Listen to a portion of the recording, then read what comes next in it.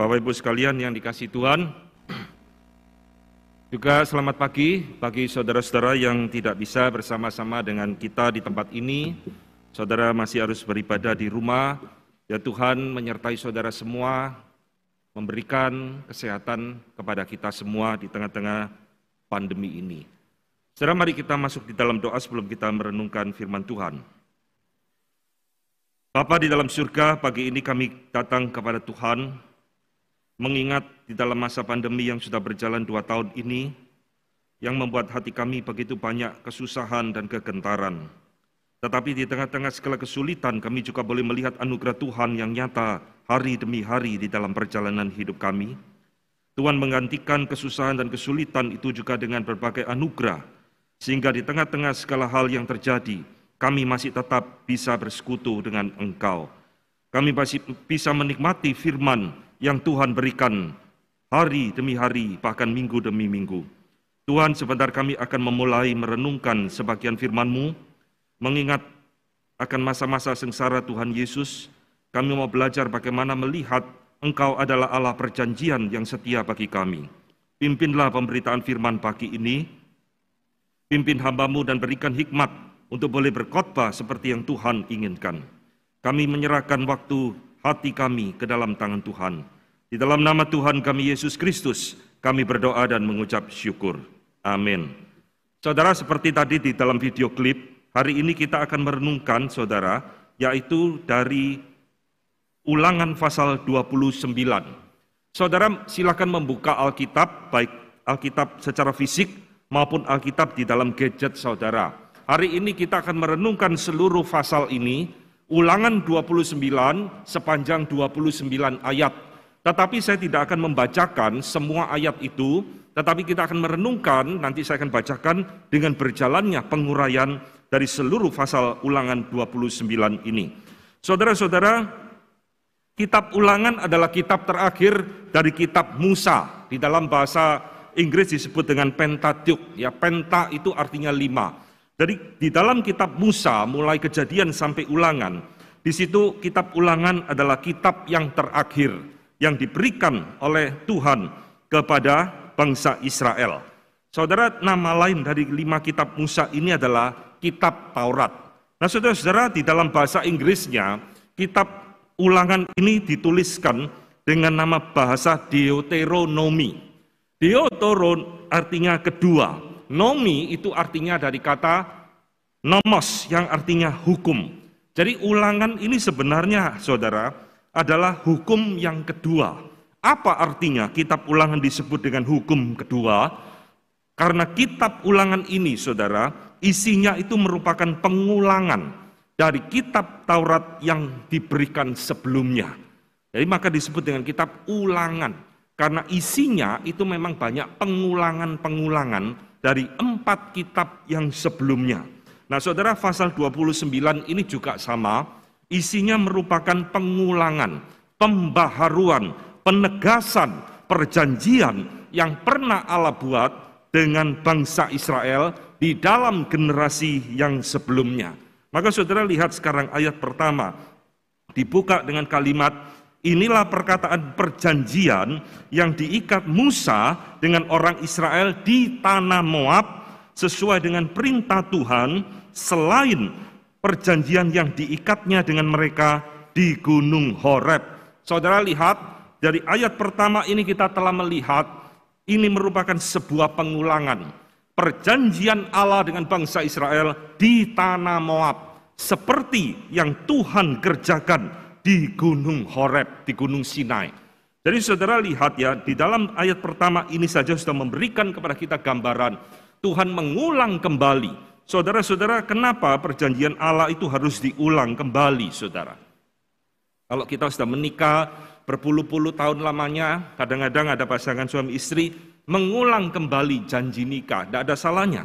Saudara, di dalam bagian ini ya, Musa itu diperintahkan Tuhan untuk mengulang kembali perjanjian Allah dengan umatnya, karena ada 2 hal penting, saudara.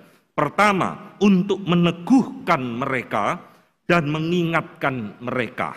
Saudara, manusia ini adalah makhluk yang gampang lupa. Apalagi kalau lupa untuk hal-hal yang bersifat baik. Kalau kita ditolong orang, kita cenderung gampang lupa. Kalau kita disakiti orang, kita ingat sampai mati. Betul kan? Itulah sifat kita, saudara. Saudara, di dalam relasi kita dengan Tuhan juga sama.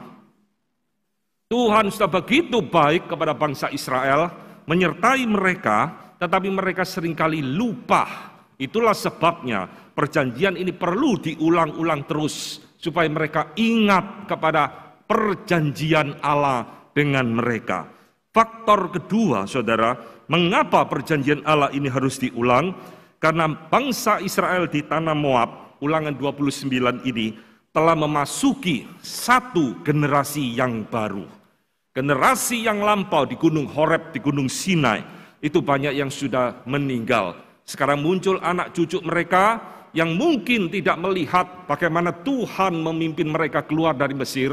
Maka itulah sebabnya perjanjian ini harus diulang kembali, ditegaskan kembali, supaya mereka mengerti pekerjaan Tuhan. Nah, sekarang kita masuk mulai ayat kedua sampai ayat ke-29, kita akan belajar apa yang Tuhan katakan kepada bangsa Israel, dan saya harap khotbah hari ini juga boleh menjadi khotbah bagi diri kita masing-masing.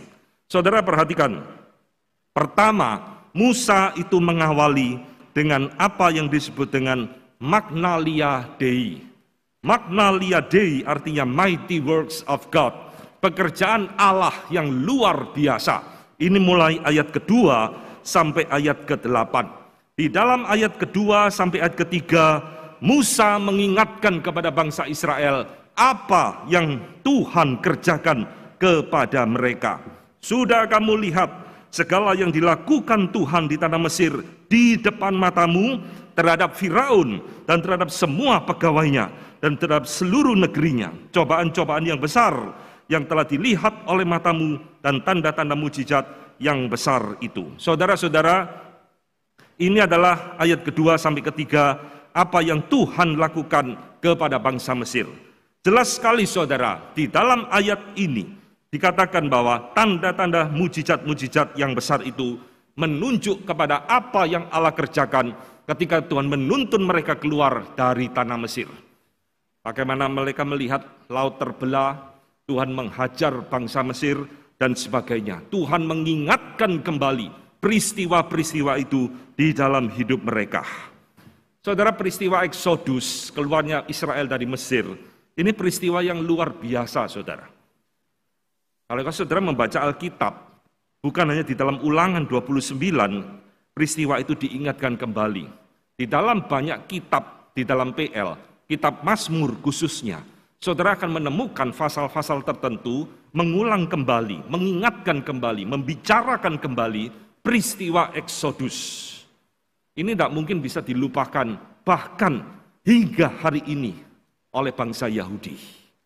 Sama seperti saudara, orang Yahudi tidak mungkin bisa melupakan peristiwa Holocaust tahun 45, kira-kira di dalam Perang Dunia Kedua, di mana mereka dibantai oleh Hitler jutaan orang. Itu satu catatan sejarah yang terus akan diceritakan dan tidak mungkin bisa dilupakan.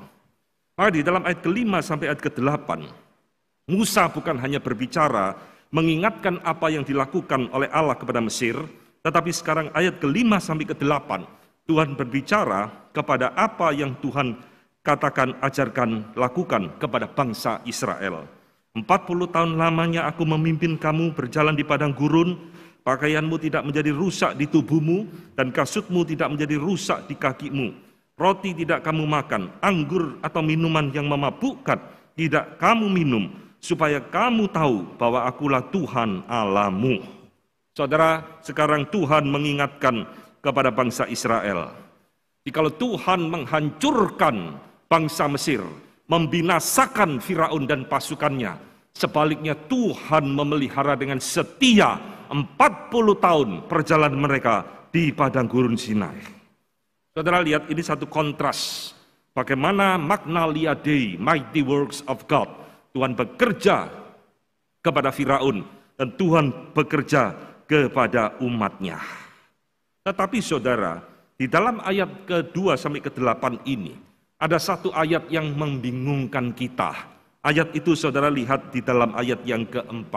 Bunyinya, tetapi sampai sekarang ini, Tuhan tidak memberi kamu akal budi untuk mengerti, atau mata untuk melihat, atau telinga untuk mendengar.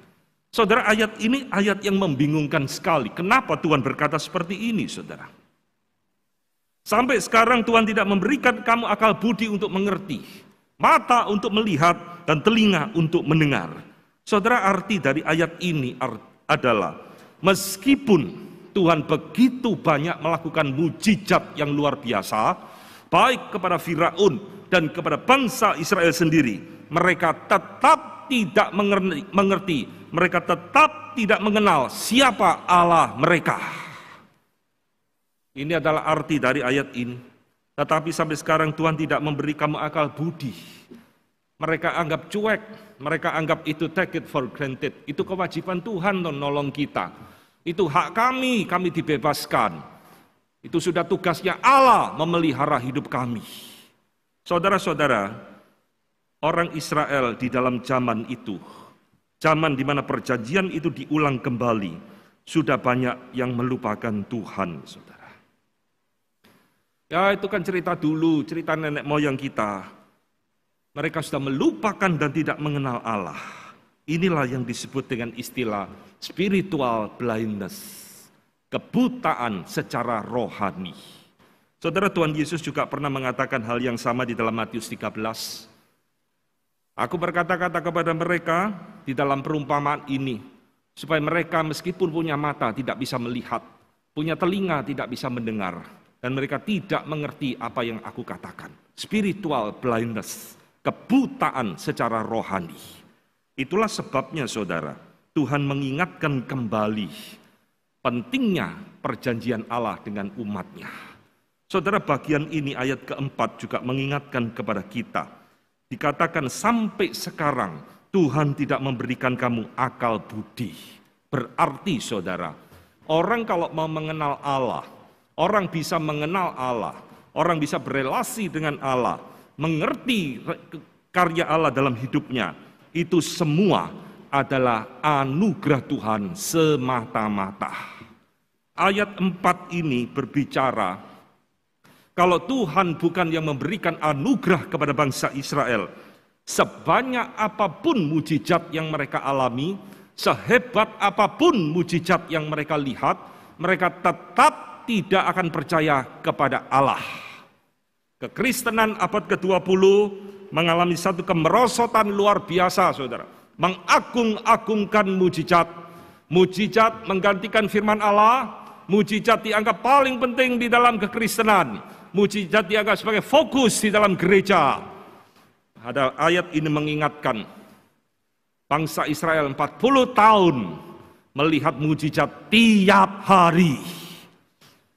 Mereka tidak mengenal Allah. Mereka buta secara rohani.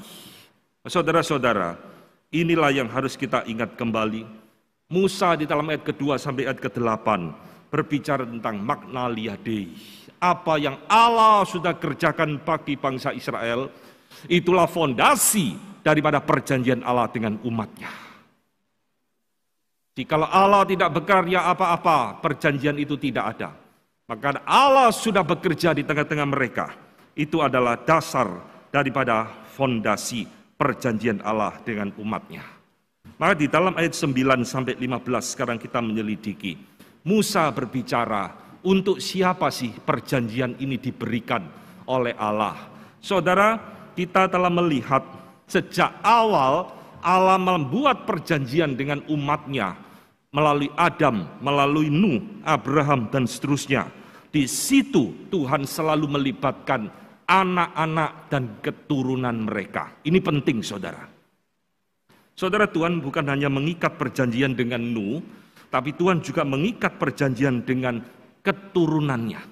Dengan keturunanmu, aku mengikat perjanjian. Termasuk Tuhan ketika berkata kepada Abraham, kau harus menyunatkan anakmu dan keturunanmu. Inilah tanda perjanjianku dengan engkau dan semua keturunanmu. Saudara-saudara, di dalam ayat ke-10 sampai ayat ke-11 di dalam Ulangan 29 ini, Tuhan mengulang kembali poin kedua ini.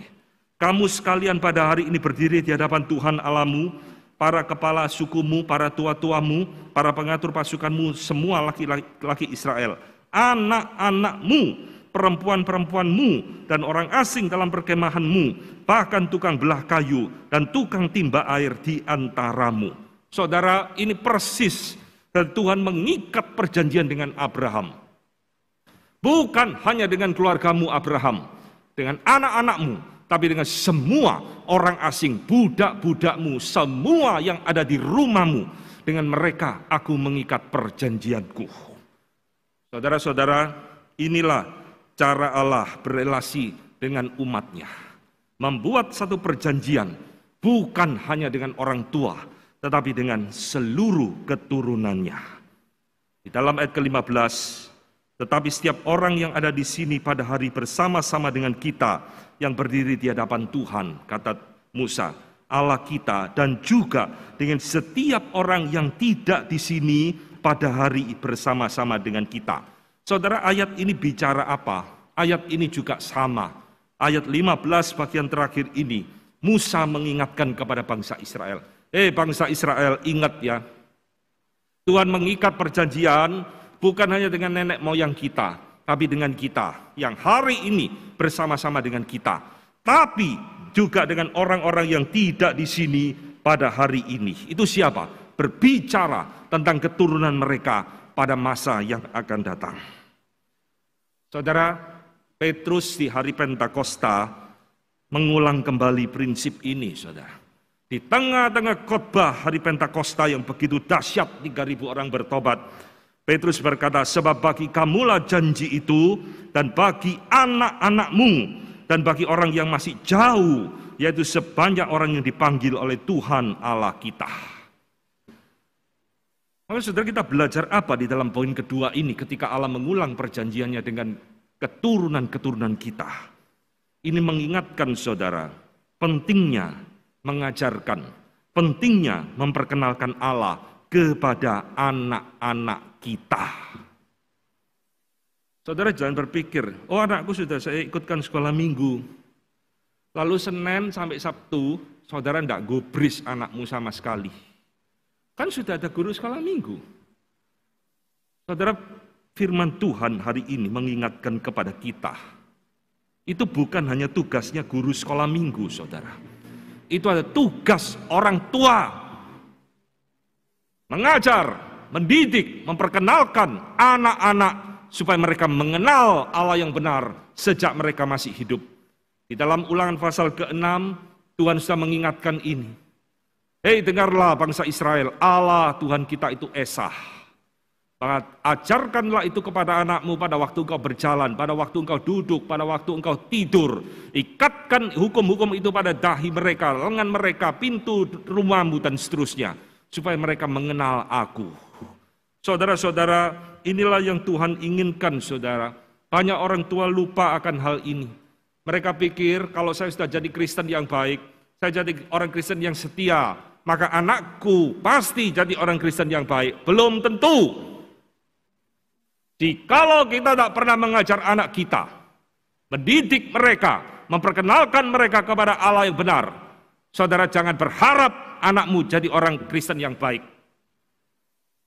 Saudara, inilah yang banyak dilupakan oleh orang Kristen pada zaman ini.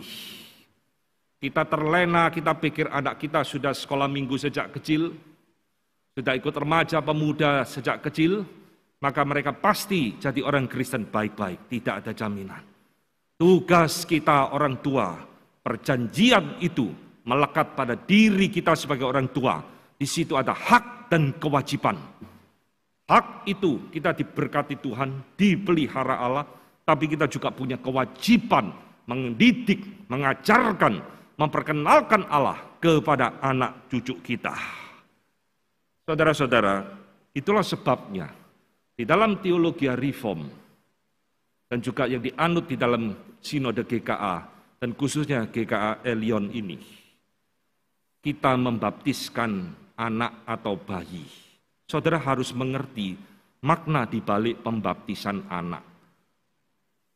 Jangan membaptis anak saudara tidak ngerti. Tidak ngerti Pak, pokoknya ada gereja baptisan ya saya ikut. Tidak boleh. Saudara tidak boleh berpikir ikut membaptiskan anak supaya anak masuk surga. Tidak. Lalu untuk apa anak dibaptis? Baptisan anak itu merupakan sign, tanda perjanjian kita dengan Allah. Sama seperti bangsa Israel di dalam perjanjian lama, itu menyunatkan anak mereka sebagai tanda perjanjian. Artinya anak ini sekarang include, masuk di dalam perjanjian Allah dengan umatnya melalui sebuah tanda, yaitu sunat. Tetapi di dalam perjanjian baru, tanda itu sekarang digantikan dengan yang namanya baptisan. Paham ya? Jadi sekarang saudara harus mengerti, ketika saya membaptiskan anak saya, berarti saya menyertakan dia sebagai bagian di dalam perjanjian Allah dengan seluruh umatnya, seperti yang dikatakan di dalam ulangan ini. Bagi kita hari ini dan bagi mereka yang akan datang, itu menunjuk kepada anak-anak cucu kita.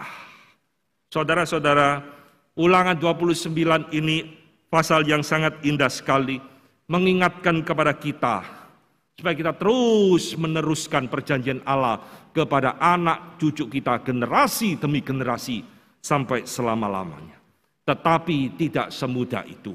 Di dalam ayat 16 sampai 18, Tuhan memberikan sebuah peringatan kepada bangsa Israel tentang satu bahaya terbesar yang bisa merusak perjanjian Allah dengan umatnya. Bahaya itu, dosa itu adalah berhala. Ini ayat 16 sampai 18.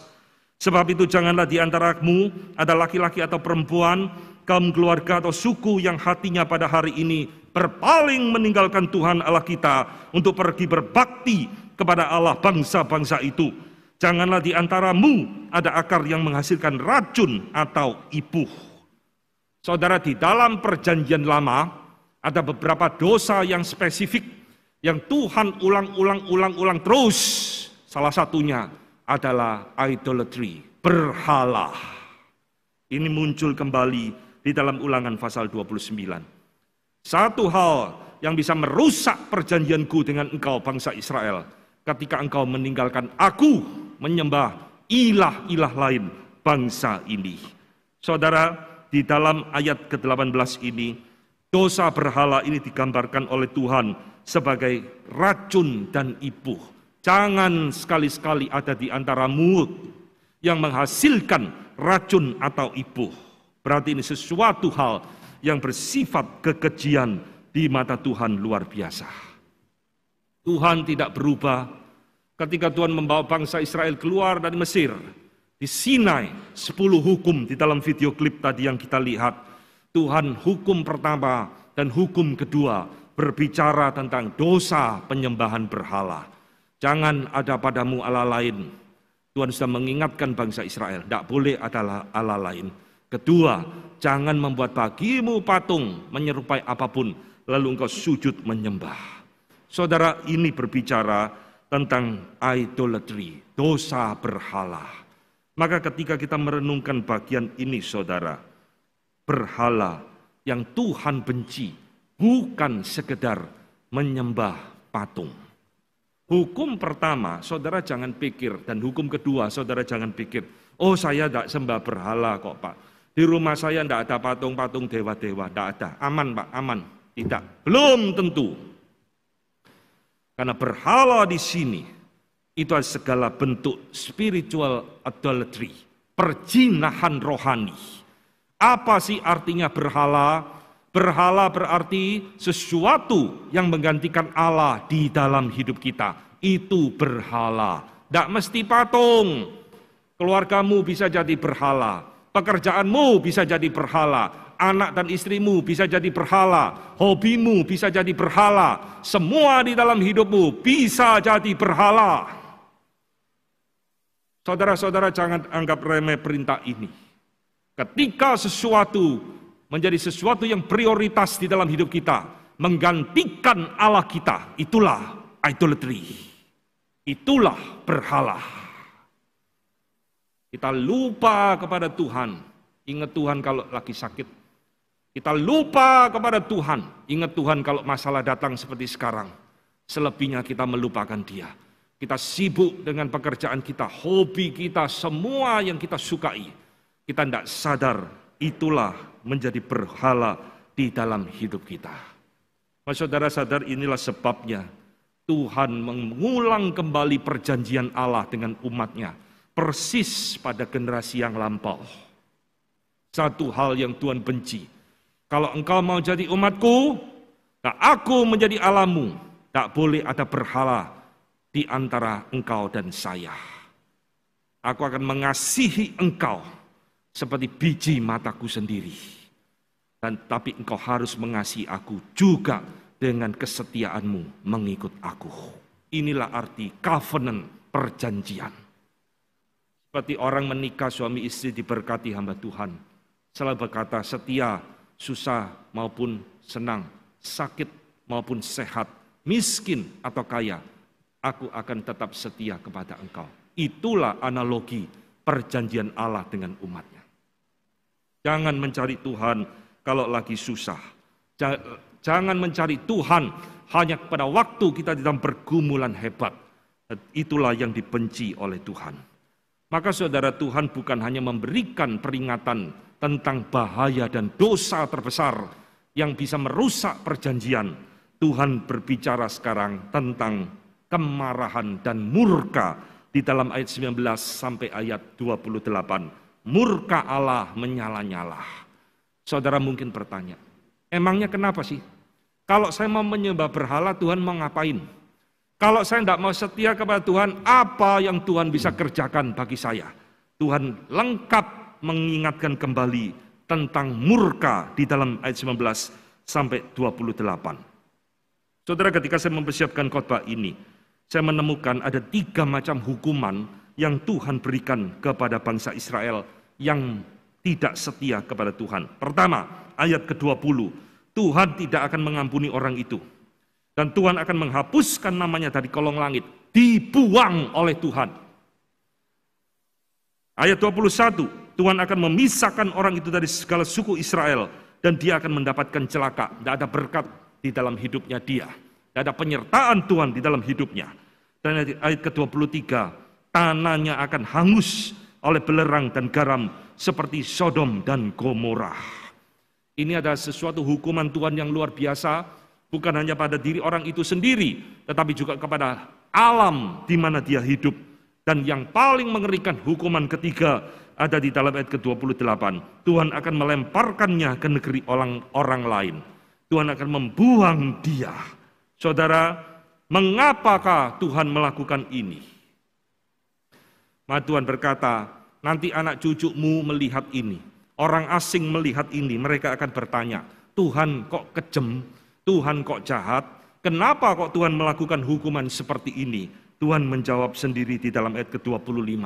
Sebab mereka telah melalaikan perjanjian Tuhan dan berbakti kepada Allah lain. Saudara-saudara, inilah yang Tuhan betul-betul lakukan terhadap bangsa Israel dan Yehuda. Satu Tuhan buang ke Babel, satu Tuhan buang ke Asyur. 70 tahun lamanya di Babel. Itu zamannya Daniel, Esra dan sebagainya. Tuhan menghajar mereka, bait Allah dirusak dan sebagainya. Dan mereka menjadi tawanan, dibawa ke Babel menjadi budak di negeri orang.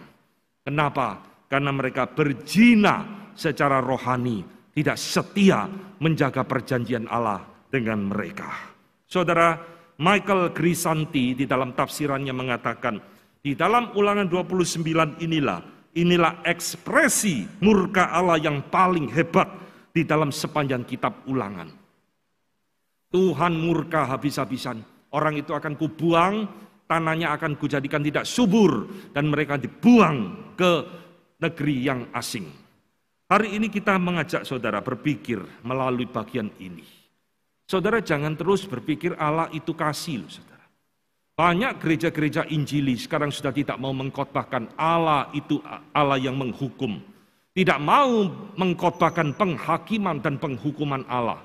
Yang dikhotbahkan terus Allah kasih, Allah kasih, Allah kasih. Saudara, Allah memang kasih, tetapi sifat Allah bukan kasih tok. Di dalam Alkitab begitu banyak Allah murka, dan murka Allah selalu menyala-nyala, mengerikan luar biasa. Ini sekarang sudah hilang di dalam banyak mimbar di gereja-gereja Injili. Kita lebih senang ngomong Allah itu kasih, Allah mengampuni, Allah memelihara. Tapi hari ini saya mengingatkan kepada saudara semua, Allah kita bukan kasih tok, Allah kita adalah Allah yang murka karena dosa, karena pelanggarannya dilanggar oleh engkau dan saya. Maka jangan main-main mengikut Tuhan. Dia bukan dewa-dewa yang bisa engkau sogok. Saya berbuat dosa, lalu kasih persembahan yang banyak kepada gereja. Lalu saudara pikir dosamu akan diampuni. Tidak. Tuhan kalau sudah murka, hari di mana 10 hukum diberikan, di situ diganti 3.000 nyawa karena menyembah patung anak lembu emas. Tuhan musnahkan mereka, ini bukan umatku.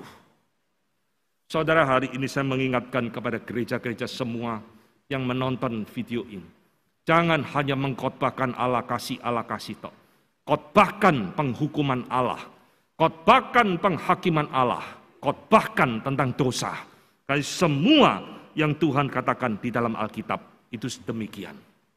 Siapa yang tidak setia kepada Tuhan, Tuhan akan buang dari umatnya selama-lamanya. Maka Ulangan 29 ayat 29 ini saudara, ditutup dengan satu kalimat yang membingungkan banyak orang, yaitu ayat 29, ayat yang terkenal sekali.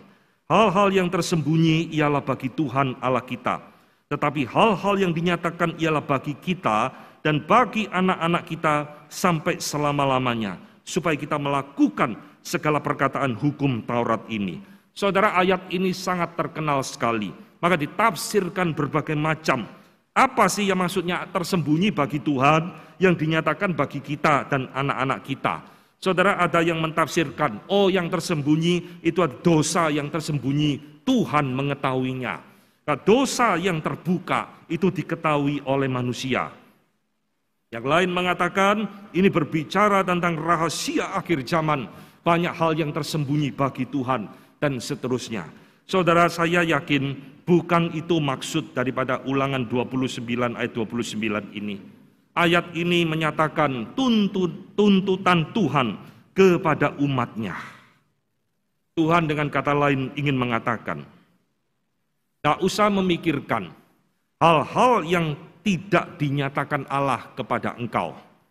Tidak usah memikirkan yang bersifat rahasia Tuhan kepada engkau. Tetapi pikirkanlah, hiduplah berdasarkan apa yang sudah aku nyatakan kepada engkau melalui firman-Ku. Jadi dengan kata lain saudara, ayat ini itu mengajak bangsa Israel, mengajak engkau dan saya untuk setia dengan perjanjian Allah di dalam hidup kita. Tidak usah memikirkan hari depan, besok pandemi ini kapan berakhirnya ya. Saya dipelihara Tuhan enggak ya, dan seterusnya, dan semikir terus yang aneh-aneh, yang tersembunyi rencana Allah yang kekal, dan tidak usah. Hiduplah hari demi hari, setia dengan perjanjian Allah, ikut Tuhan dengan sungguh-sungguh, setia melayani Dia, dengan berbakti terus, bekerja melayani Tuhan. Biar itu menjadi tugas kita.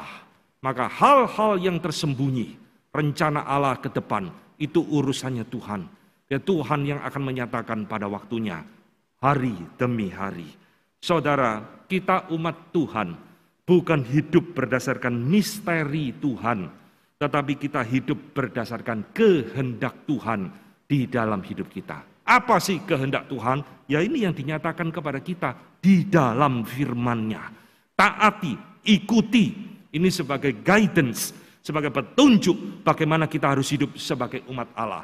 Maka kita akan memiliki hidup yang diperkenan oleh Tuhan.